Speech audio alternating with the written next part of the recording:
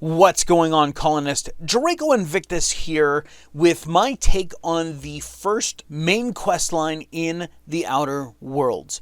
And I'm trying to figure out how to get the best for both worlds and get the highest reputation with both parties. As you can see here, I'm kind of flip-flopping back and forth between my reputation before I start this main quest line and doing the end game of this main quest line. And I'm going to say it now. Spoiler warnings ahead. This is the first main quest line and we are going to finish it in this video. If you haven't played through finishing this quest line, stop right here. And then come back and watch the video to see how well you did versus what I feel is the optimum result for this questline. So, again, go no further. I have done my due diligence. I don't want to hear down in the comment section below, oh, you ruined it for me. No. I warned you right now. I warned you that there would be spoilers for this main quest line ahead.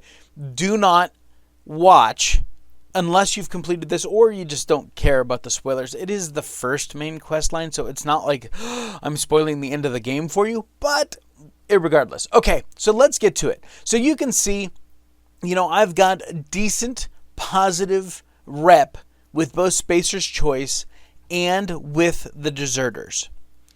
And that's totally cool.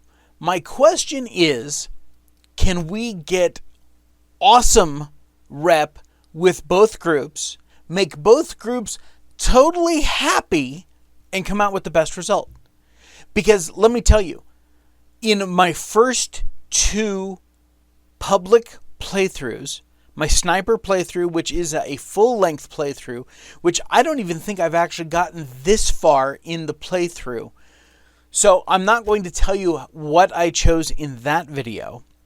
But in my live stream of the generalist, I definitely did go through this. And in that one, I sent the power to the botanical labs. Because Thompson pisses me off. He is such a dick.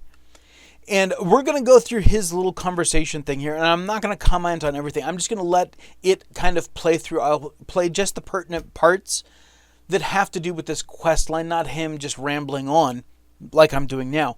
And then we will go see what Adelaide has to say. And we will listen in on what Vicar Max has to say, because it was actually what he had to say that made me think that this was even possible. So let's listen in on what Thompson had to say, and then we will follow this quest chain along. I can't let you have our power regulator, but I happen to know of another one, and I happen to know exactly how you may retrieve it without frying yourself in the process. My proposition benefits the both of us. Please, hear me out. There's a power regulator in the old botanical lab. It's mostly abandoned, so all that power is being squandered. Go down to the geothermal plant. Reroute power from the botanical district over to us. Once their power's shut down, you can have their regulator and be along on your way. I was not entirely sure how to tell you this. The botanical labs are not legally inhabited, but there are people who live there. The people living in the botanical labs. They're deserters, former workers. I need them back at their posts. I need them to come home. Edgewater is struggling. We haven't hit our production quota in years. If we don't meet our quotas this year, the company might shut us down for good. I need those workers back at their stations. My hope is that by cutting off their power, you will convince those deserters to come back to town. Before you go to the plant, I want you to stop by the botanical lab. Speak to their leader, Adelaide. Tell her the power's about to go, and that it's time her band of deserters came back to town. Then they leave themselves vulnerable to marauders. Our town is surrounded by high walls. I have tried to remind them of this salient fact, but they will not speak with me. Now let me just say that, I said it before, Thompson is a dick. He is a company man to his core, And he does not care about the people, or at least that's the impression that I get, is that he doesn't care about the people of Edgewater. And that's another thing that I wanted to talk about very, very quickly. The people of Edgewater in the deserter group do not matter. Don't remove them from your thinking. This is down to Thompson and Adelaide. That's it. So when you kind of dumb this down, because the deserter group is the group, the people of Edgewater are just workers. So it comes down to the two leaders. Who do we want to side with? And I always thought it was an either or, and I never thought it was a both until I really started thinking about what Vicar Max had to say. So let's jump over and hear his pertinent parts about this conversation. Depriving them of safety from the marauders and wildlife. I can see why that troubles you. They rejected the order of society and live beyond the walls so thoughtfully provided by our Spacer's Choice patrons. Does that strike you as a responsible life choice? Assuming your goal is to save as many as possible, then you should bring everyone together. Send the power to Edgewater and convince the deserters to return to the fold. So as you can see, he's saying that if we want to save the most lives, we need to bring the deserters back to Edgewater. And this actually makes a lot of sense. We've seen the botanical labs, okay? Very pretty with the little glowy tubes in the greenhouse and all that stuff. But they do not have serviceable defenses. They don't have the high walls of Edgewater. They don't have all of the facilities that would support an entire colony of people. So Edgewater, the actual location of Edgewater, makes much more sense in the grand scheme of things because it's more defendable, it has the infrastructure. The botanical labs offer none of that. So if we think about it, if we kill the power to Edgewater, like Adelaide wants, right? And we're going to hear from her in just a second, but we know that that's what she wants, right? She wants the people of Edgewater to come to her. But at the end of the day, all of those people aren't going to have enough housing, aren't going to have proper defenses from marauders and creatures and all of those things. So Vicar Max is saying, if you want to save the most people, you get the deserters to come back to Edgewater. Okay, great. Now we're going to skip ahead until we're talking with Adelaide. Now, I'm going to go ahead and play out Adelaide's little conversation here. And again, I'm not going to talk over her. I'm just going to kind of blow through it really quick. And then we'll kind of think about things, mull things again at the end of her conversation. So here we go. Reed Thompson, you here on behalf of that cold-eyed reptile? Let's hear it. What's Reed's idea of peace, then? Like everything else that comes out of Edgewater, that peace offering is canned. I and my own are living just fine out here by ourselves.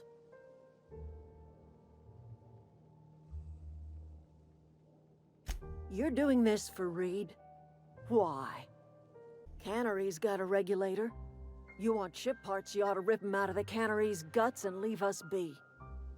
If you're going down to the plant, you should divert power away from Edgewater and toward our end of the grid. Think about it. You'd be liberating an entire town from a lifetime of service to that odious cannery. Seems the sort of thing a hero would do. You've seen that miserable excuse for a town with your own lamps. Hollowed out workers laboring their lives away at the cannery, living off whatever scraps Spacer's Choice throws them. You know that's true, don't you, Ms. Holcomb? Your father died of overwork. His heart gave out. He was tired all the time, sure, but he was old, ma'am, and he raised me all by his lonesome. Look what they did to this child. Lost her family to the company, and still she defends them.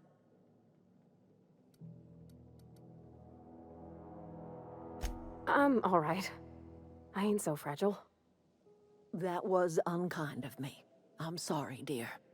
It's not much of a living. Every single person in that town has sold themselves to Spacer's Choice. The company owns them. Body, blood, and bones. You've been there. You've seen it. All anyone ever does is toil over a cannery. They give their lives for some heartless corporation, and then they're tossed into a Spacer's Choice brand cemetery. Life in Edgewater grinds to a halt. The cannery shuts down, workers desert in droves, and our own little camp grows and thrives. You bring power to Reed's town and you'll be killing us. Reed knows it. He's counting on it. All right, so at the end of her conversation, first off, she's kind of a bitch. I mean, she was very cruel to Parvati. Now, she did say that it was insensitive and apologize and stuff like that only after I called her out on it. But she is very, very strong-willed, and she has a great story as to why she hates Edgewater. But it's not actually Edgewater that she hates. It's a problem that she has with Thompson. And again, we come back, this is about the two leaders. Can we make them work together? Okay, so now we're going to jump to the geothermal plant. And matter of fact, I'm just going to show some footage of me just kind of running through, killing stuff, and doing all of that in the background. And we're going to have a choice here. We can either send power to Edgewater or send power to the lab. And we have to decide which one we want to do. In my generalist live stream that I did, I chose to send power to the lab. Screw Edgewater. I'm not going to tell you what I chose to do in my sniper playthrough series because, well, I don't want to ruin that for you. But if you want to get the best out of this quest line, you have to send power to Edgewater. Okay, this is the spoiler I was warning you about before. You have to send power to Edgewater. It's more defensible. It has the infrastructure. It has all the housing and all the things that people need to live. After that, then we need to figure out how to bring the two groups back together. So, as you can see right here, I am choosing to send the power to Edgewater. Now, after we send the power, remember, we're after a power regulator for our ship. We're not going anywhere until we get a power regulator. So, we have to come back to the lab to get the power regulator. And then we get to have another conversation with Adelaide. And you'll notice she's not in the greenhouse. She's actually down right next to where the power regulator is. And you have this conversation and she calls you some names. And then you come up with, if you follow the right quest path, you come up with an idea on how to make things right. And that idea is to now go tell Thompson that he has to step down. Now, we also learned some very weird, janky shit that Adelaide was doing and how she got the greenhouse to work and all that stuff. And we won't even talk about that. But we are going to tell Thompson about it. Okay? And we're going to tell him that, look, if you want those people to come back, if you really do care about Edgewater as a community, then you have to step down. And again, if you follow the right quest chains and have the right checks, and none of these checks are too terribly hard, you can do this all with speech checks. There's no guns drawn, no nothing. And you can actually make it so that both sides, I'm doing the air quotes there, win. Pretty awesome. Okay? And like I said, this is the best option. So after we're done talking to Thompson, we go back and tell Adelaide, yes, he's stepping down. He thinks that you are the right person to run this. And then the quest line is done. Now, if you get in your ship and then come back at some point, Adelaide will actually be sitting in the office, in Thompson's chair, and you can actually have a conversation with her. I'm not going to bother showing that because I'm going to let you guys go enjoy that. There's nothing crazy new that you learn. So after this quest line is done, we can actually go back and take a look at our reputation. And you can see here on the screen, I'm actually just looping this little video scene here, that we are absolutely positive with Spacer's Choice at 100%. We are revered by them, but we're also revered by the deserters. Now, our score isn't quite as high. It's only at 94%, but you know what? We're getting the max benefit out of being revered. Okay, so that 100% isn't really needed to get the revered status. And what's the benefit of this? Vendor prices, right? At the end of the day, that's what it is. So we said, screw you to the corporation of Spacer's Choice, because we booted their guy out of the office. And we put Adelaide into his seat. But Spacer's Choice still reveres us because we didn't destroy their colony. It's still there. I mean, the cannery is going to be used as a greenhouse now, but you know what? It doesn't matter. As far as Spacer's Choice is concerned, we're the golden boy. And that is all that matters, or golden girl, at the end of the day. Because my character is female. That's why I said that. Anyway, so yeah, that is how to get the best of both worlds with this first quest line. So I hope you guys enjoyed this video. And I will be putting out more cool stuff like this as I discover different ways of maneuvering and seeing how we can work through this game. I'll definitely be posting more stuff. So if you get any questions, comments, kicks, or complaints, please leave them down in the comment section below. If you're new to the channel, sub, hit the bell notification icon. I got more Outer Worlds videos coming out, so make sure that you get notified when they do. And until next time, colonist, I want you to take care of yourself out there. This is Draco Invictus saying this has been the greatest day in my life. See ya!